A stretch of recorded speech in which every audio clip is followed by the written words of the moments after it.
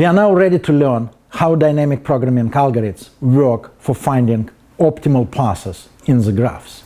Let's start from this graph and let's try to figure out how to move in this graph to reach the sync with the maximum number of attraction. At every step, there are only two decisions to make, either to move vertically or move horizontally, south or east. So to arrive to the final destination, we can either arrive by moving south or moving east. And let's define a variable which is south or east of ij as the length of the longest path from the initial node, node 0, 0, to node ij in the grid. And of course we can immediately write a simple recursive program for computing south or east for nm for the source final destination vertex. It is simply minimum of south or east of n-1 m plus weight of the vertical edge into the final node, or south or east of m-1 plus weight of horizontal edge into the final node. And as soon as we realized it, there is a very simple recursive algorithm for computing the optimal path to node ij, and the algorithm is called south or east. And the only thing this algorithm does is compute alternative between two scenarios: moving to node ij using vertical edge or moving to node ij using horizontal edge. Do you think this algorithm will solve our problem? If you watch me when I explain the change problem, you will figure out that this algorithm, while being correct, will take enormous time to finish, because we will be making recursive calls many times for a fixed value of I and j. And therefore we need to come up with something better, and let's try to apply dynamic programming idea for traveling in this grid. Well, the optimal path to reach node 0, of course, we will see only 0 attractions, so the score in this node will be 0. The score in this node will be 1 because there is only one way to reach this node, by moving vertically. The optimal score to reach this node will be 5, which is 1 plus 4, because there is no other alternative. And as a result, we can compute all values which describe the length of the longest path for the first row and the first column on this graph. Now something interesting start. What is the best way to reach this node in the graph, the node 1, 1? Should we move to this node using horizontal or vertical edge, south or east?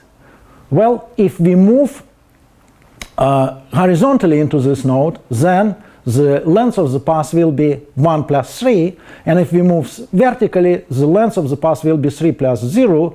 Of course, we choose to move horizontally because 1 plus 3 is larger than 3 plus 0, and we know afterwards that optimal path to this node has length 4. And for the future, we represent the edge, horizontal edge that we use to reach this node as the bold edge, and we will see later why it is important. How about this edge? The same argument, and we decide to move to this node by using vertical edge in this case, and we'll continue further and further. Let's just try one more time. What about this node? How should we arrive to this node? In this case, we compare 4 plus 2 with 5 plus 2. 5 plus 2 is larger than 4 plus 2, and therefore we choose to arrive to this node by moving along vertical edge.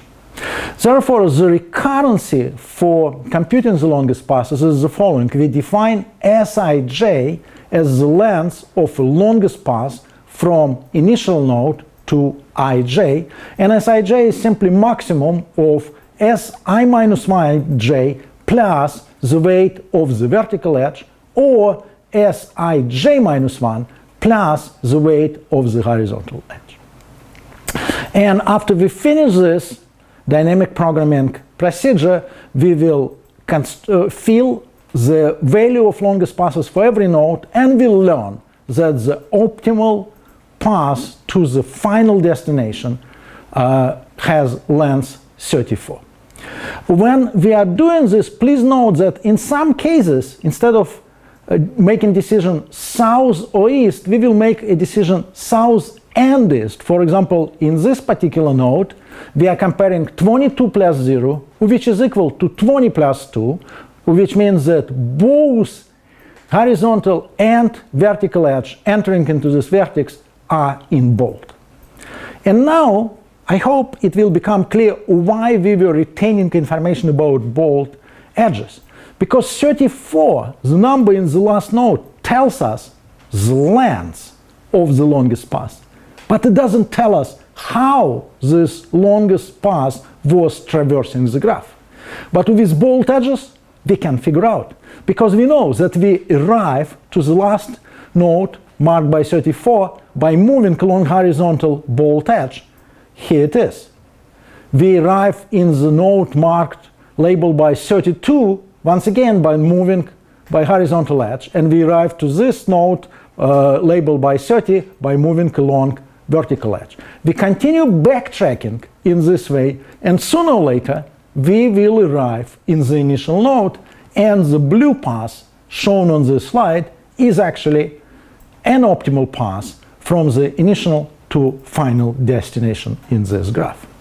And we now move from describing how dynamic programming works in a simple Manhattan grid to describing how it works in arbitrary alignment graphs.